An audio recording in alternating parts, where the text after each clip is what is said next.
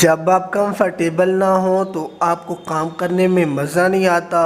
और मेरा कंफर्टेबल ना होने की सबसे बड़ी वजह मेरी ये कंप्यूटर टेबल थी, जिसकी वजह से मुझे काम करने में भी मज़ा नहीं आ रहा था और वीडियो एडिटिंग करने में भी मज़ा नहीं आ रहा था। टाइपिंग करने में भी मुश्किल पेश आ रही थी। मुझे एक न्यू गेमिंग टेबल चाहिए थी और फाइनली मैं अपनी न्यू गेमिंग टेबल ले आया।